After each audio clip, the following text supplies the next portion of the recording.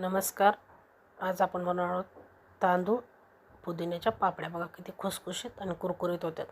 तर चला बनवूया. त्यासाठी मी एक वाटीत तांदूळ घेतले. तर तांदूळ स्वच्छ करून धुवून घ्यायचे.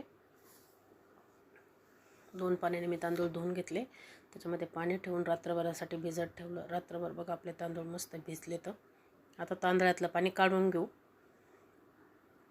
तांदूळ पण आपले मस्त भिजले. तर ज्या वाटीने आपण तांदूळ घेतला होता त्याच वाटीने 7 वाट्या पाणी घ्यायचं.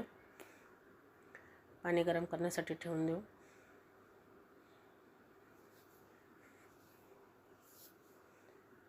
पाणी पण आपलं मस्त गरम झालंय. त्याच्यामध्ये थोडेसे जिरे, पांढरे तीळ, चवीनुसार मीठ, हा वाळलेला पुदिना आहे, त्याला आपण क्रश करून घेऊ. ते पण आपण पाण्यामध्ये टाकून घेऊ. आता मस्त असं पाण्याला उकळी पण आलेली आहे. आता आपण भिजलेले तांदूळ त्याच्यामध्ये टाकून मस्त सगळं हलवून कुकरला झाकण लावून 7 शिट्ट्या करून घेऊ. तर आता बघा आपल्या 7 शिट्ट्या झालेल्या आहेत. कुकर खाली थंड करून कुकर उघडलं. बघा मस्त असे आपले तांदूळ पण शिजले. तर त्याला एका पळीने मस्त क्रश करून घ्यायचं. तुम्ही मिक्सरला पण करू शकता, पण मी तशाच घालणार आहे. तर एका प्लॅस्टिकच्या कागदावर अशा पातळ अशा पळीनेच घालून घ्यायच्या.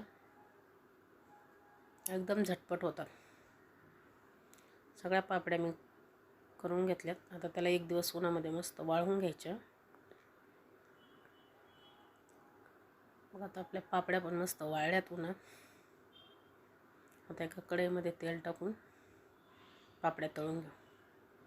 तर बघा अशी दुप्पट फुलती बघा पापडी. मस्त अशी बघा आपली पापडी. तर कसा वाटला व्हिडिओ नक्की कमेंट करून सांगा. आवडल्यास सबस्क्राईब नक्की करा.